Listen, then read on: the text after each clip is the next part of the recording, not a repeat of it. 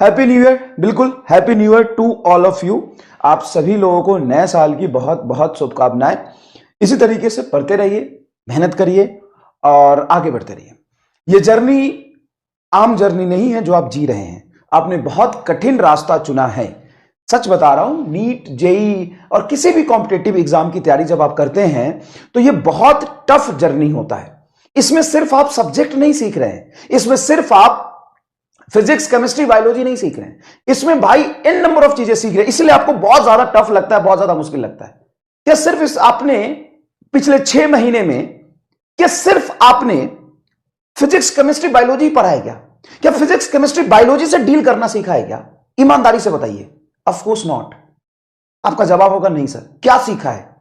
तो आज एनालिसिस का दिन है। वैसे भी जब बैच स्टार्ट किया होगा तो मैंने एक आपसे बोला था कि डायरी में पहले पेज पर लिखो कि ये सब तुम नहीं करोगे। याद है पहला दिन? हाँ सर, देखा था हमने। वही पहला दिन जो आपने लिखा था और आज के दिन में क्या चेंज आप पे आया है वो सबसे पहले लिखिए। क्या चेंज आया है? क्या आपने प्रेशर झेलना सीखा? बहुत प्रेशर में काम करना सीखा? क्या आपने टाइम मैनेज करना सीखा? क्या आप फिजिक्स में कॉन्फिडेंस आया? आपको सब्जेक्ट में कॉन्फिडेंस आया? क्या आप अपने लाइफ को मैनेज करना सीख गए? क्या आप डिसिप्लिन्ड हुए थोड़े से? हां, कुछ कमियां अभी भी रह गई होगी, उसको कैसे ठीक करना है इस पर लिखिए। ये लिखिए कि चाहे कितना भी निगेटिव थॉट आ जाए, हमने जब इसको दे दिया तो दे दिया, ठान लिया तो ठान लिया, मुझे करना ही है किसी भी कीमत पे। और मैं बता रहा हूं, कोई भी ऐसा इंसान नहीं है जिसको यह लगता है सब कुछ अच्छा चल रहा है। सबको लगता है कुछ ना कुछ गड़बड़ है। गिरते हैं, उठते हैं, आगे बढ़ते हैं, सबको लाइफ में कुछ ना कुछ गड़बड़ लग रही है। किसी का रिवीजन नहीं हो रहा, किसी का बैकलॉग है, किसी का क्वेश्चन प्रैक्टिस नहीं है, किसी को कुछ याद नहीं आ रहा। लेकिन उन्हीं में से कई बच्चों का सिलेक्शन हो जाएगा जो यहां से लगा रहेगा, जो लगातार इस जर्नी को कंटिन्यू रखेगा। मुझे नहीं पता कि आप सेलेक्ट हो जाओगे नहीं हो जाओगे, लेकिन अगर आप जर्नी में लगे रहे और पढ़ते रहे, पूरा कोर्स कंप्लीट करने वाले जितने भी बच्चे हैं ना, उसका सिलेक्शन रेशियो 25 से 30% का होता है। 25, 30, 35% तक बच्चे सेलेक्ट हो जाते हैं जो पूरा कोर्स यहां से कंप्लीट कर ले। क्योंकि मैं आपको ईमानदारी से बता देता हूं, क्योंकि 70 से 80% बच्चा कोर्स ही कंप्लीट नहीं कर पाता। और 70 से 80% बच्चा का कोर्स कंप्लीट ही नहीं कर पाता तो बचा कितना सर? 20 से 30%। 20 से 30% का 30% कितना होगा सर? अल्टीमेटली तो 8-10% ही हुआ सर। हां, तो ही 7-8% का सिलेक्शन हो जाएगा। ठीक है ना? सारे मैं सीट इंक्लूड करके बोल रहा हूं मैं। तो आज आपके एनालिसिस का दिन है। आप एनालिसिस करिए कि क्या गलती रह गई लास्ट ईयर में, उसको नहीं दोहराएंगे। और बस ये 4 महीने चाहे कुछ भी हो जाए, जनवरी, फरवरी, मार्च और अप्रैल, इसमें चाहे कोई सी भी सिचुएशन आ जाए, जितनी भी दिक्कतें आ जाए, चाहे वो रिवीजन की दिक्कत हो, चाहे क्वेश्चन प्रैक्टिस की दिक्कत हो, या कभी नंबर कम आ जाए, हम डिमोटिवेट नहीं होंगे। उसकी एनालिसिस करेंगे और काम करेंगे। रिजल्ट सिर्फ आपके इनपुट से मिलेगा, आपके ओवर थिंकिंग से, सोचने से नहीं मिलेगा। और याद रखिए, ये दुनिया गोल है। आपका किया हुआ मेहनत आप तक घूम के जरूर आएगा। ये ट्रुथ है, सच है, वास्तविकता है कि आपका किया हुआ मेहनत खराब नहीं होगा। ये मैं आपको बता देता हूं। हो सकता है कि आपको लगे कि अरे यार इतना मेहनत किया, मेरे नंबर नहीं आ रहे हैं, लेकिन क्या पता अभी थोड़ी सी इंप्रूवमेंट बाकी है, क्रिटिकल थ्रेशोल्ड पॉइंट पे पहुंचना बाकी, वहां पे पहुंच के अचानक से नंबर शार्प हो जाए। क्या पता कि थोड़ा सा और पुश करते हैं यहां से एम्पलीफाई होना शुरू हो जाए। हो सकता है कि रिजल्ट तुमको अभी ना मिले, 2 महीने बाद मिले, लेकिन 2 महीने बाद मिलेगा। हो सकता है 4 महीने बाद मिले। हो सकता है तुमको, मतलब हो सकता है, मे भी मैं कह रहा हूं कि तुमको अभी रिजल्ट ना मिले, 4 साल बाद रिजल्ट मिले। सर 4 साल बाद नहीं सर, हमको भी। नो वन नोज, कौन फ्यूचर जानता है?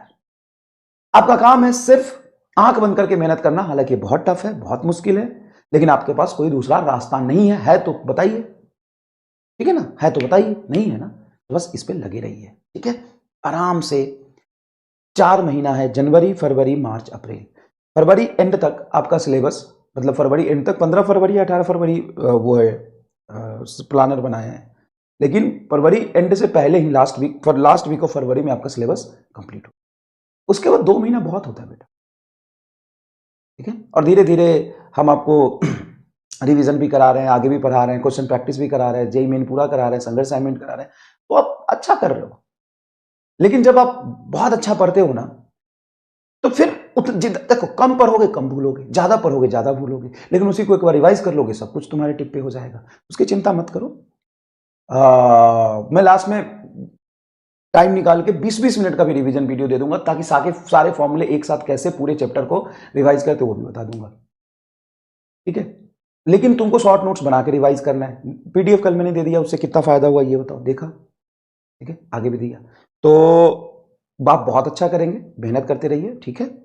और बस यहां से प्रॉमिस करिए, और उस प्रॉमिस को आपको 100% पूरा करना है, एकदम प्रॉमिस है सर। रिजल्ट सेलिब्रेशन में आपसे मिलेंगे, और हम टूटेंगे नहीं, हम लड़ेंगे, बस बस, ठीक है। और जब रिजल्ट सेलिब्रेशन मिलेंगे तो बताइएगा सर वो दिन था, हमने ये प्रॉमिस किया था कि हम टूटेंगे नहीं, चाहे कुछ भी हो जाए, कितने भी निगेटिव से, अच्छा कई बार पॉजिटिव भी आएगा, तो बहुत ओवर कॉन्फिडेंस में भी नहीं आना है ना।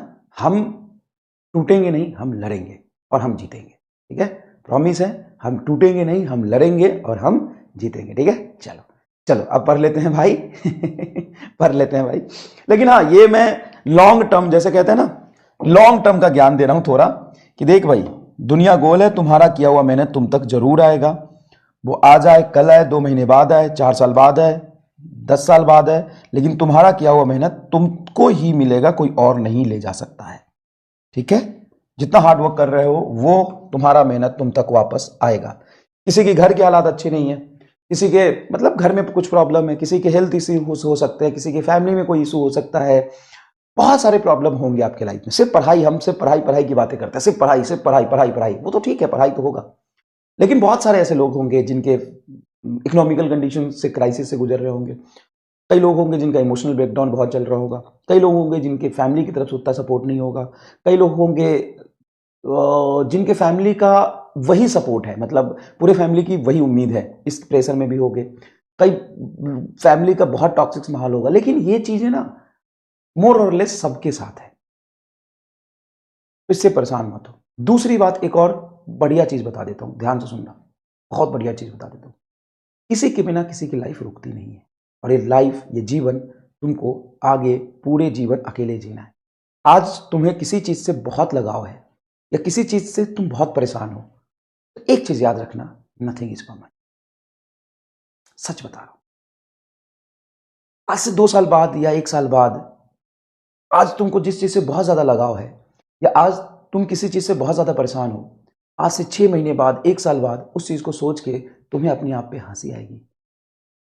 अरे यार, ये तो कुछ नहीं था। तुम्हें ना ऐसा लग रहा हो कि ये है तभी मेरी दुनिया है, ये है तभी मेरी सांसें चल रही है, ये नहीं तो दुनिया नहीं, ना हवा, ना पानी, ना सूरज, कुछ नहीं, ना दिन, ना रात, ये ऐसा लगता है। या इसका उल्टा, कोई लोग किसी चीज से बहुत परेशान होंगे, लेकिन याद रखिएगा, नथिंग इज परमानेंट। अगर आप किसी चीज से बहुत ज्यादा परेशान है, या किसी चीज से बहुत ज्यादा आप लगाव में है, नथिंग इज परमानेंट, ठीक है। आइए आगे पढ़ते हैं।